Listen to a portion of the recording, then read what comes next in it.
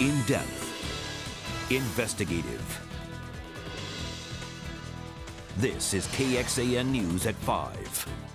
A pair of minor earthquakes surprised folks in North Texas. The U.S. Geological Survey says 2 earthquakes struck near the Dallas suburb of Irving. The first, a 3.4 magnitude quake, hit around 11:05 last night, and then less than 5 minutes later, a second earthquake hit about 8 miles away. Now, so far, there have been no reports of damage or injuries, but people in the area say they certainly were surprised.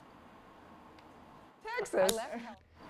The USGS says the quakes lasted only a few seconds, but were strong enough to be felt up to 20 miles away.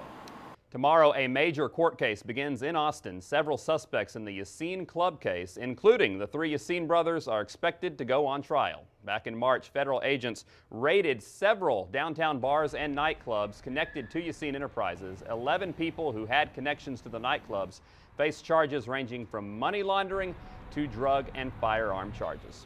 There are only 10 days left for voters to register, and today a community in East Austin got their chance. A registration drive was underway at Cristo Rey Catholic Church on 2nd Street. The League of United Latin American Citizens and El Concilio Mexican American Neighborhoods are regularly holding these drives at the parishes. Organizers hope that having the drives close to home will encourage more people to register to vote. It helps them. Voters could not register for a specific party, but could register for the upcoming election in November. As efforts to get people involved in the election continue, a district attorney in South Texas is warning political groups to not illegally assist voters. Texas law allows voters to bring someone into the polls if they are physically disabled or illiterate. Critics, though, claim that the act of helping voters could be a hotbed of voter fraud. Hidalgo County's DA says he will pursue criminal charges against candidates if their worker assists voters who don't qualify for help under state law. But election workers cannot question whether a voter is actually disabled or can read a ballot. We're just 3 days away from the first presidential debate of the election season. Mitt Romney is looking for a performance that will get his campaign back on track, but today his campaign seemed to lower expectations. Meanwhile, surrogates for both sides were on the campaign trail. Brian Moore reports from Washington.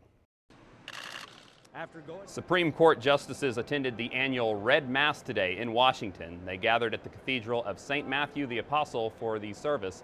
The Red Mass is a yearly tradition involving prayers for the Supreme Court. It takes place the Sunday before the Supreme Court begins its new term, which is Monday. The Red Mass has been celebrated at the cathedral since 1953. One of Austin's best-known parks will soon be closed ahead of the Austin City Limits Festival. Crews will start closing the Great Lawn portion of Zilker Park tomorrow, and it will remain closed through the festival until October 19th. ACL runs from October 12th through the 14th, and during that time, the entire park will be closed, including the botanical gardens. Crews need time to put up fences and build the concert stage. After the festival's over, the lawn will remain closed so crews can patch it all up. Now, folks at the park today say they wanted to take advantage before the lawn is closed for nearly a month. And Barton Springs Pool will remain open during ACL, but a construction project will close one portion of the pool. The shallow end will be closed starting tomorrow while crews work on the Barton Springs bypass tunnel and downstream dam. The tunnel will help the regular flow of Barton Creek as well as any flood rains bypass the pool. The entire pool will be closed come mid-November, but will be back to normal by the end of March. 2 guns that once belonged to the notorious Texas crime duo Bonnie and Clyde are up for auction today. These were the handguns found on the bodies of Bonnie Parker and Clyde Barrow when they were killed by police back in 1934. The guns were kept by one of the officers after the shootout. They are highly sought after by Bonnie and Clyde collectors.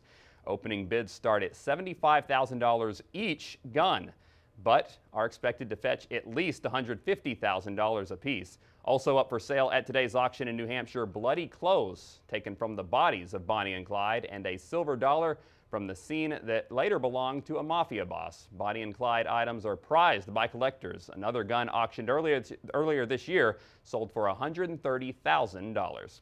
Remember all those crickets that seem to pop up out of nowhere this summer? Well, they're creating a stinky situation to our north. Plus, why not just dance? The big dance party that popped out of nowhere this afternoon in Austin. We'll be right back.